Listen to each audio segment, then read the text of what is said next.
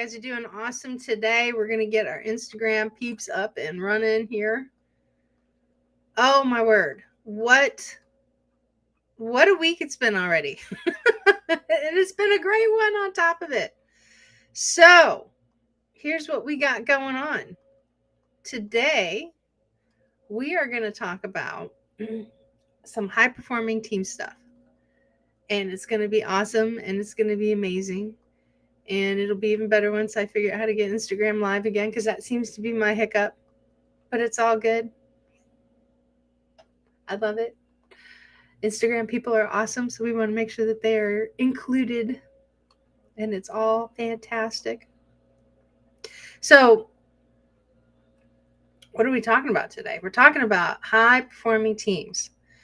And I decided to go ahead and do something a little bit different rather than just focusing on just like always difficult people. Because the end goal is always going to be, how do you get your team to progress? Which is, at the end of the day, that's exactly what everybody wants, is we want a team that's actually going to continue to work forward and, do what it is that they need to do. So one of the things that I have experienced when it comes to high performing teams is that they value different perspectives. And everybody's got a gift, everybody's got a talent.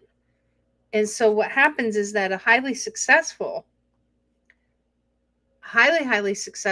team is going to respect that. They're going to really want to hear what somebody else says. And the big key factor and the big takeaway from this, and I apologize, this is not going to be a very fast live it's going to be a fast live today. And part of the reason is because I have to jump off and actually do another podcast. But one of the biggest reasons is because multiple people, like, you can work towards tackling the exact same outcome and get the same goal from multiple angles. And usually when we're talking about conflict that arrives from communication, is that people are not always looking at things from the exact same angle, if that makes sense in what I'm referring to. I'll give you a for instance. The other day, I was having lunch last Friday with a very good friend of mine who has transitioned out of the SEAL teams and is in the process of kind of figuring out the business side of his life. And the big takeaway, like, I was talking to him about something that I was working on, and he kind of started to get punchy. And it was interrupting, and I was starting to get a little aggravated, and I love him to death. But I was kind of trying to figure out, like what's going on? Like, how did we get to this? This doesn't make sense. And so finally, when I was talking about it, I realized that he was starting to listen to me through his own filter of what he was facing in his life. And so I thought, okay, I get this. And I finally asked him, I'm like, okay, so I'm not really quite sure how we got here, but can you help me understand what you are wanting to accomplish? As I don't understand what you're trying to tell me. And it was in that moment where he got very clear with me as to what it was he was trying to do. So once I had an understanding of what was going on in his mind, it helped me out a lot. And so it took me a little bit to get there, but it was his filter, because he was listening for one thing and I wasn't speaking to that. And I had no intention of speaking to it originally, because I was actually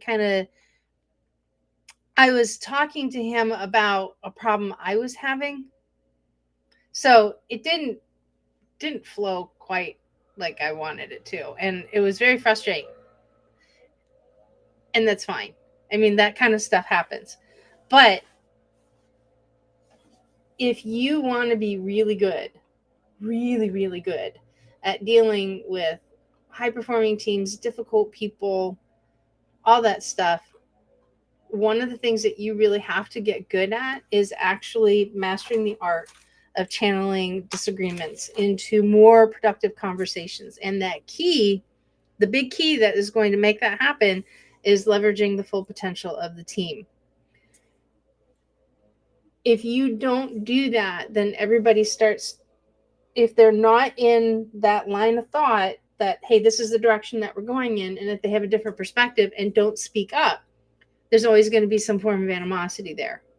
So how do you get people to stick the key in the door and then turn it?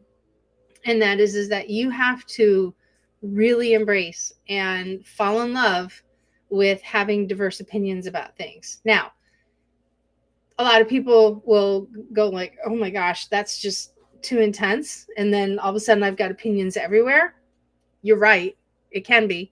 If you have too many opinions flying everywhere, how do you get them all channeled into one? Here's the big secret. Are you ready for it? You set the expectation that what they bring to the table has to meet the end goal, whatever that is.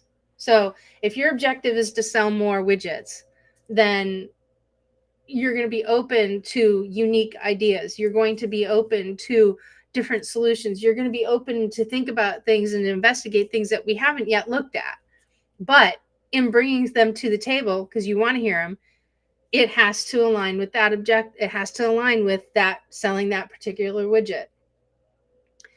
When things start feeling like they're getting off key, which they will, be prepared for it, start listening for it.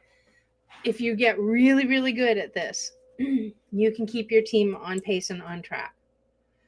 And how you do that, and this is so awesome. My favorite boss of all time used to do this. And he was just an absolute master at it. So we would sit around and understand that this is the guy that brought me in. He was a high performing leader and a high performing team and a high performing company. And when somebody would start going off track, and instead of engaging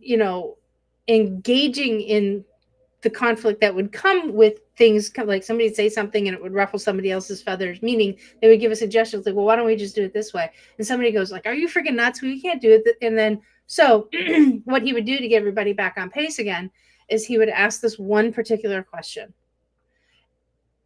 And he would address it to the person that said, well, what if we did it this way? And he would ask this question. And he says, is it going to help us sell more widgets? And if they can't honestly say yes, then he would say, it's not worth pursuing. I like the idea, but if it doesn't help us sell more, whatever it is, then it's not the right solution.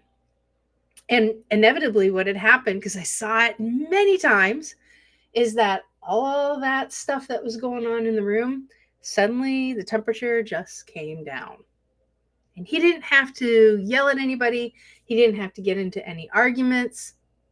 He would just say, your idea, controversial as it is, let me ask you this question.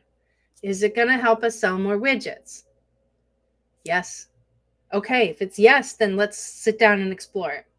Where is it that we need? And then that's the other piece too, is that if somebody did come back and say yes, then he would follow up and say, okay, so before we go down the weeds and we go down this rabbit hole of figuring this out, who needs to be involved?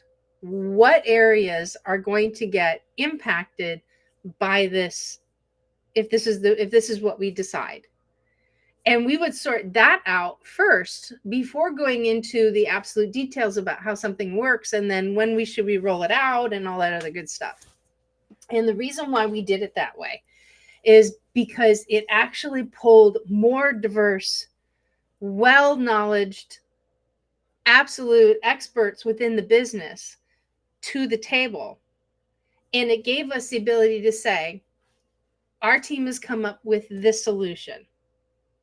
As part of this solution, we recognize that this change is likely going to offset something. We just don't know what it is yet, because we don't know all of the processes and everything that goes behind the scenes. Like IT, you have your thing. Marketing, you have your thing. Ops, you have your thing, right? People that need, people who are going to be leading this initiative to our customers, they need to be trained on certain pieces of information, right? We don't have that yet. And so that's the reason why we need to bring you in. So if there's a modification to the system that needs to be made, we need to understand how our idea is going to impact that. In addition to that, is it even something that can be fixed, or is it something that can be realigned? Or is it something that can be worked in amongst the thousands of projects that we have scheduled for the rest of the year? When you take that stuff, that kind of mentality on, it's awesome, because what you're doing is you're getting ahead of the problem rather than being underneath it, right? Remember, business is 80% psychology, 20% action. So a really great example that I love to use, it's open source information, it's out there, is if you look at the Bin Laden raid. And when they were preparing for that particular mission, and you can find this anywhere, they sat down, they locked themselves in these boardrooms and planning rooms and whatnot, and they secured themselves, and they were hashing out everything. Well, what if this were to happen? What if this were to happen? What if this were to happen? And so they would come up with training contingency plans, or they come up with, quick reaction force contingency plans. They would have contingency plans, right? In other words, they brought everybody together. They sat down and said all of the what ifs and the what and how do we's. And then at the end of it, the last day of, like, they couldn't think of anything else, they stood up, and the most junior person in that room said, what would happen if one of the helicopters went down? And they all looked at each other, and they sat right back down at the table and they hashed out a plan. Sure enough, guess what? One of the helicopters went down in that op. So they were ready for it, right? So high performing teams, they thrive on varied perspectives, and they embrace this type of communication, because what it does is it eliminates problems before they actually start to appear. When you look at it from the perspective of dealing with difficult people, if you are building your leadership skills and you have that one person that's going to monkey wrench your conversation and throw something out there, you now have an actionable statement that you can use to get everybody back in place. And that is focused right back in on the major objective. Is this going to help us sell more X? Is this going to help us sell more widgets? And if that one person that derails things can't give you a logical, well thought out, articulate, yes, and here's why, they either need to go back to the drawing board, shift and adjust. They need to either come up with a better perspective and a better reason as to convert it from a no to a yes, or it just simply isn't the right plan moving forward. So that type of hashing things out, that's good conflict. That's the best kind of conflict that you can have. Where it gets ugly conflict is when you're starting to do jabs. I'm about ready to sneeze. Pardon me. I have no idea where that came from. When people are starting to trade jabs, or somebody's starting to make it personal, then that's when you're going to start getting massive, ugly conflict. And as a leader, you're going to have to go in and stifle that. And one of these days, I will tell you that secret as well. But today, I just want to focus in on having unity through, diverse thoughts and diverse perspectives. And that is a type of diversity that actually works, and it's collaborative. Okay. Especially if your team embraces that. So master the art of channeling disagreements. How you do that by putting it into productive conversations, by keeping them realigned and properly aligned to what your desired outcome is. So if you've liked this video, do me a favor, share, tag a friend, go ahead and repost it. And I appreciate it. You can, if you want to connect with me, do me a favor. Tell me what you thought when you connect with me. Go to yobrenda.com. You can go ahead and fill in your information. And then when you put that in, there's a little blop and there it says, what did you hear from me today that, wowed you or what you appreciated and stuff like that. I'd love to get those comments because it helps me understand how I can help you and how I can help serve you so that you can be wildly successful at everything that you want to be. And I promise you, Instagram guys, we're going to figure this out. I promise. We got it yesterday and I don't want to spend a lot of time talking about how I suck at getting Instagram live at the same time. So also, I'm going to show you this. Are you ready? Some of you know that I am a 2-time best-selling author. Well, guess what? Now I'm 3. So, new book out called Mission Ready, Building High-Performing Teams from the Battlefield to the Boardroom. I wrote it with a good friend of mine, William Branham. There he is. And he's a retired senior chief, Navy SEAL. And he takes the front end of the book and he talks about his principles of leadership that he learned 26 years on the SEAL team. It's a long time. And then I come in with my principles of people leadership because here's the deal. When you start putting your principles in place, being a leader, you're going to have all kinds of people stuff coming at you. So you can pick up the book. You can find it over at Amazon.com. You can just go ahead and go Mission Ready and it'll pop right up. And very, very proud to announce that it was a bestseller on its launch and its release. And we have sold quite a few of them. I checked the reports this morning and people are buying it and it's just awesome. So super excited, very helpful. This is out of all the books that I've written, this is the one that I am extremely proud of. I'm proud of every single one of them, but this one is like, wow, take it to the next level. And I'm already working on my next book as well. So anyway, so that's what we got for you today. High performing teams and, dealing with how they embrace these diverse thoughts. You can use this with your team because here's the thing. I know I'm talking about high performing teams, but here's the secret. If you want to 10x your team or just 2x your team, shoot for 10x because you're going to get there very quickly. If you ever read the book by Dan Sullivan, 10x, 2x is better than 10x. Or 10x is better than 2x. God, 10x is easier than 2x. Good Lord. God, all backwards this morning. I need more coffee. If you shoot for 10, you're going to get 2, which is pretty awesome. And then you got more legwork to do when you get to 10, which is fantastic. So if you shoot high, you're going to see progress. That's the whole premise of what I'm trying to say. So I appreciate you guys. Thank you so very much. I look forward to catching up with you guys.